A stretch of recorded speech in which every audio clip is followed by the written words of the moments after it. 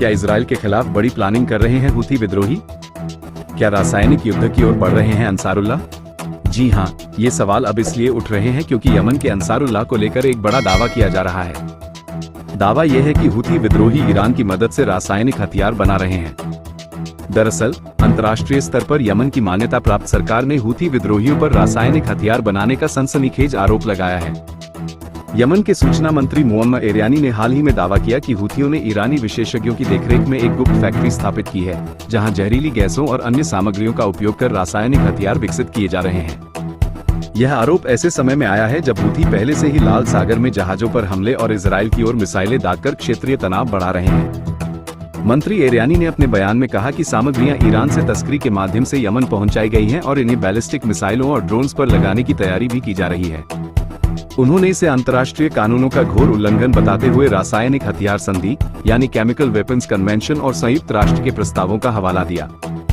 एरियानी के अनुसार हूथियों की यह फैक्ट्री उनके नियंत्रण वाले क्षेत्रों में स्थित है और ईरानी विशेषज्ञ इसका सीधा संचालन कर रहे हैं। मोहम्मद एरियानी ने कहा, हूथी ने ईरानी विशेषज्ञों की प्रत्यक्ष निगरानी और प्रबंधन में रासायनिक हथियार बनाने का एक कारखाना स्थापित किया है। हमारे उच्च सूत्रों से संकेत मिलता है कि मलेशिया ने उन घातक सामग्रियों को तैयार करना और उन्हें बैलिस्टिक मिसाइलों और ड्रोन्स पर लगाना शुरू कर दिया है। ये स्पष्ट है कि ईरान का प्लान इससे भी आगे तक है। यमनी क्षेत्र को जहरीले रासायनिक और जैविक एजेंटों के उत्पादन और परीक्षण के लिए गुप्त प्रयोगशालाओं में बदला जा रहा है। यमन में 2014 से जारी गृह युद्ध ने देश को तबाह कर दिया है। उत्तरी हिस्सों यानी राजधानी सना पर हूथी विद्रोही कब्जा जमाए हुए हैं। हूथी विद्रोहियों को ईरान का समर्थन प्राप्त है, जो उन्हें मिसाइलें, ड्रोन्स और अन्य हथियार प्रदान करते हैं। वे खुद को प्रतिरोध की धुरी यानी एक्सिस ऑफ रेजिस्टेंस का हिस्सा मानते हैं और गजा युद्ध के समर्थन में इजराइल से जुड़े जहाजों पर हमले कर रहे हैं। पिछले कुछ महीनों में हूथियों ने लाल सागर में दर्जनों जहाजों को निशाना बनाया, जिससे वैश्विक व्यापार प्रभावित हुआ है। अगस्त 2025 में यमनी सेनाओं ने एक ईरानी हथियार शिपमेंट को पकड़ा था, जिसमें रासायनिक हथियारों से संबंधित सामग्रियां भी शामिल बताई गई। अब यह नया आरोप हूथी की क्षमता में एक नई छलांग दर्शाता है, जो पहले से ही उन्नत ड्रोन्स और बैलिस्टिक मिसाइलों का उपयोग कर रही है। जानकार मानते हैं कि अगर यह आरोप सही हुए तो यह इलाके के लिए एक बड़ा खतरा साबित हो सकता है, क्योंकि रासायनिक हथियारों का इस्तेमाल बड़े पैमाने पर नागरिक मौतों का कारण बन सकता है। इस दावे ने इजराइल को सबसे ज्यादा चिंतित किया है। हूथियों ने 2023 से अब तक इजराइल पर 60 से ज्यादा बैलिस्टिक मिसाइलें और 310 ड्रोन्स दागे हैं। हालांकि इजराइल ने भी कड़ी जवाबी प्रतिक्रिया दी, लेकिन अब अगर रासायनिक हथियारों के दावे सही साबित होते हैं तो यह इजराइल के लिए चिंता पैदा करने वाला साबित हो सकता है। यमन में चल रहे संघर्ष ने अब एक बेहद खतरनाक मोड़ ले लिया है। इजराइल के एयर स्ट्राइक में हूथी प्रधानमंत्री की मौत के बाद अब हूथी विद्रोहियों ने संयुक्त राष्ट्र के 11 कर्मचारियों को जासूसी के आरोप में गिरफ्तार कर लिया। साथ ही साथ इजराइल पर मिसाइल और ड्रोन से हमला कर जवाब दिया है। ऐसे में क्या अब ये टकराव एक और बड़े युद्ध की ओर बढ़ रहा है? तारीख थी 30 अगस्त 2025।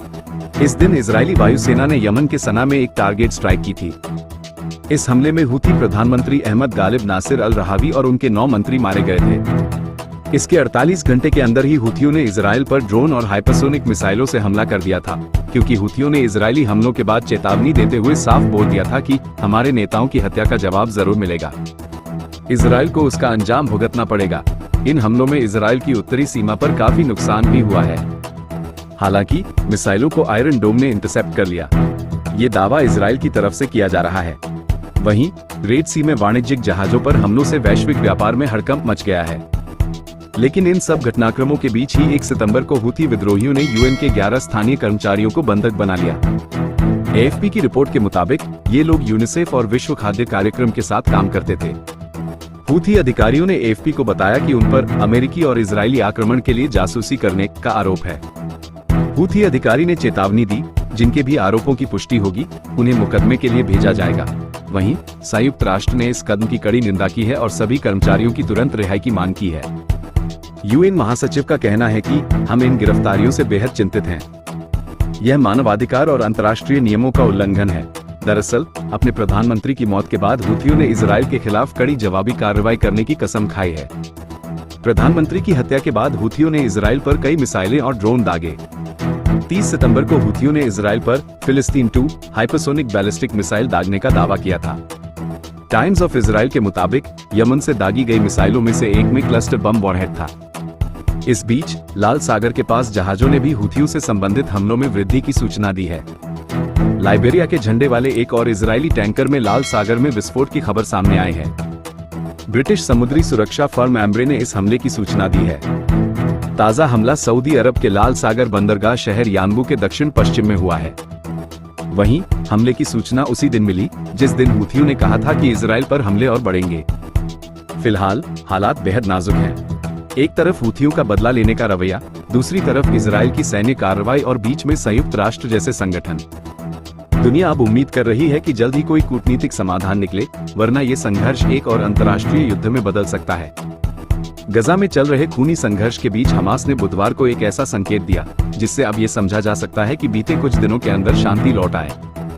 एक ऐसा समझौता जिसमें सभी इजरायली बंधकों की रिहाई होगी, लेकिन इसके बदले में हमास ने फिलिस्तीनी कैदियों की रिहाई, युद्ध विराम और पुनर्निर्माण की शर्तें रखी हैं। हमास की यह टिप्पणी तब आई जब अमेरिकी राष्ट्रपति डोनाल्ड ट्रंप ने एक बयान में हमास से सभी 20 इजरायली बंधकों को रिहा करने की सार्वजनिक मांग की।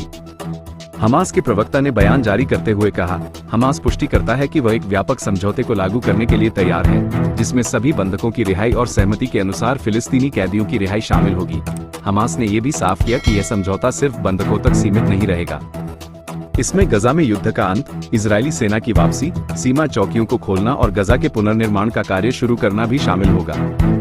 लेकिन इजरायली प्रधानमंत्री बेंजामिन नेतन्याहू के कार्यालय ने हमास की इस पेशकश को सिरे से खारिज करते हुए उसकी आलोचना कर डाली। इजरायली सरकार का रुख अब भी स्पष्ट है, हमास के खात्मे तक लड़ाई जारी रहेगी। ये संघर्ष 7 अक्टूबर 2023 से जारी है, जब हमास ने इजराइल के दक्षिणी हिस्से पर अभूतपूर्व हमला किया था। उस हमले में 1200 इजरायली नागरिक मारे गए और 250 से ज्यादा को बंधक बनाया गया। इसके जवाब में इजराइल ने गजा पर व्यापक सैन्य कार्रवाई शुरू की, जो अब तक थमी नहीं है।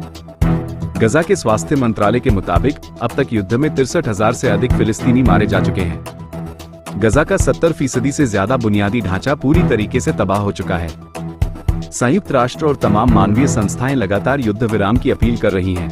अगर आपको हमारे चैनल की वीडियो पसंद आई हो तो उसे लाइक, शेयर और सब्सक्राइब करना न भूलें। वीडियो को अंत तक देखने के लिए आपका धन्यवाद।